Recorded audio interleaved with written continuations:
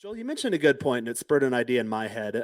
Again, it's been so long since I've identified myself as a drinker. I'm going on a decade, like of not. I don't like getting drunk. Let's just say that, or like the mindset shift, whatever you want to call it. I know it would be dishonest to say like I'm a non-drinker, especially to an audience that's potentially recovering from addiction. I do drink, but I'm not a drinker. To make that distinction. Yeah, yeah. And but you mentioned the black and white thinking. And I remember that too. And again, it just spurred a thought. It's not like I've sat on this and deliberated on it before, but I remember that people that worked for me back at that time, because I was functional, didn't drink during the day. I drink at night just to kind of unwind and just get all the stress off my shoulders, or you bury it down. And I remember people that worked for me that always tell me like, hey, you're an all or nothing guy. It's either Mm, 100% on or 100% off. There's no in between. And with my emotions too, I remember people used to tell me like, dude, we can't read your emotions at all. Like you could be when tragedies happen in the family or something and everyone knows about it because it's on national TV.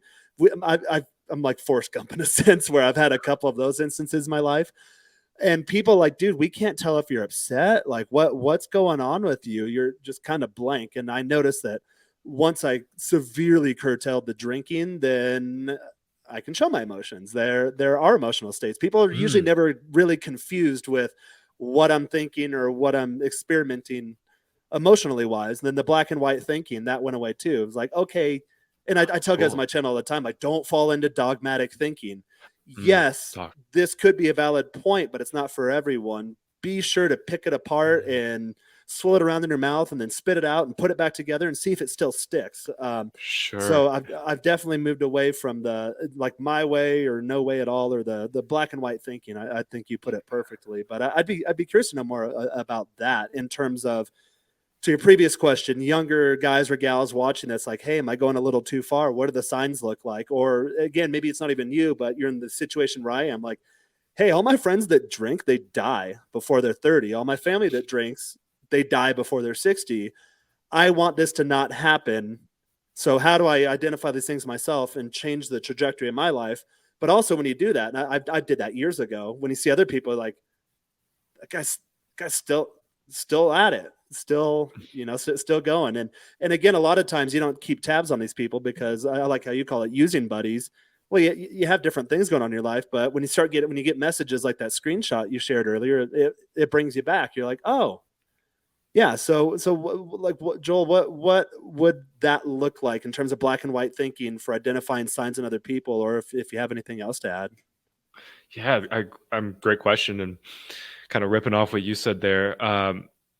I think that's something I've been learning recently too, is that because somebody is living a different lifestyle, that you can still have a great relationship. You can still connect. Like I was very in the mindset, like, yo, if you're not sober, like we cannot hang out. And I was like, I was looking back, and I'm like, this is gonna be a lonely life. A lot of people use something, right?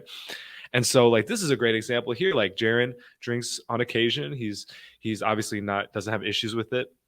It's not like destroying his life or anything. And so, it it's opening my eyes to see that, okay, there are people out there that can live a life using. I'm not one of those people, and some of my other friends aren't as well. But part of, I think, being like in a harmonious symbiotic relationship with the world is realizing that there are going to be people that come in that do things that might not agree with my values or your values. And so that's been a big help. Yeah. I'm glad you mentioned that because, again, as you got going, it spurred the thought that I remember going through an activity internally where I was like, all right, I need to structure my value system and then put them into a very firm hierarchy. So for me with the alcohol thing, I mean, I make it sound like now like it's weird. I feel like a different person. I don't ever really have a desire to drink.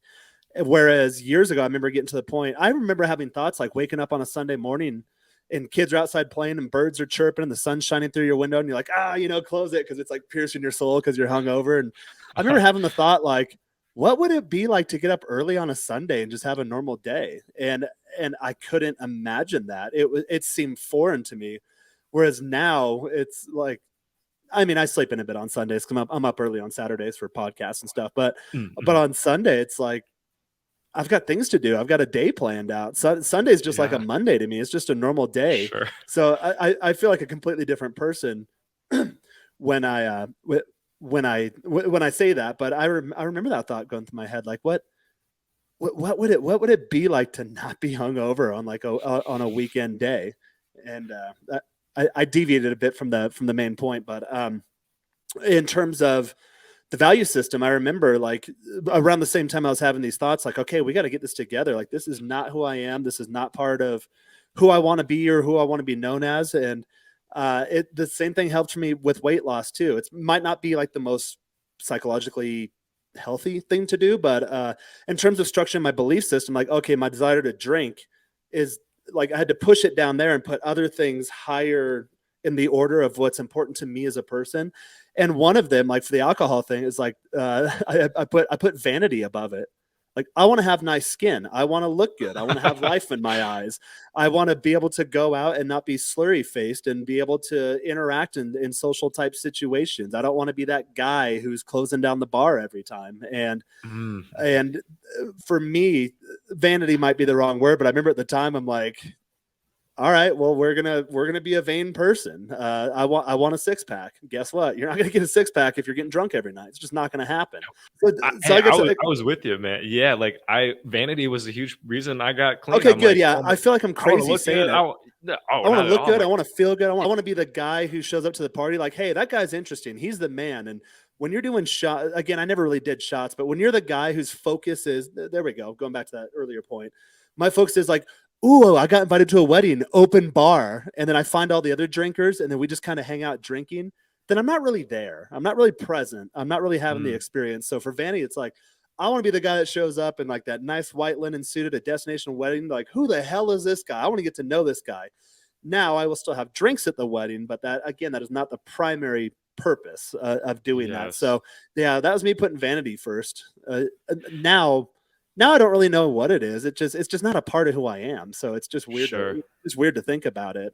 So guys that are able to do that, like Joel said, not everyone can do that, but if you're able to, it eventually becomes not a part of you. And and for me, it feels foreign. You can hear me stuttering and stammering. It feels foreign trying to bring these memories up. You're like, oh yeah, God, I used to live that way. Right. It's almost like looking back at a bad dream. So, well, if the memories it were is, great, yeah, it's it doesn't seem real. Oh shit, I did that.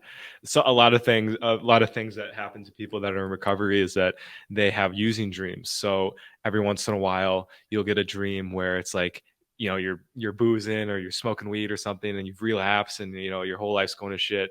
And you wake up and you're just like, you're like, we look around, and it's like, oh, thank God, thank God that was just a dream, because they get dark real quick.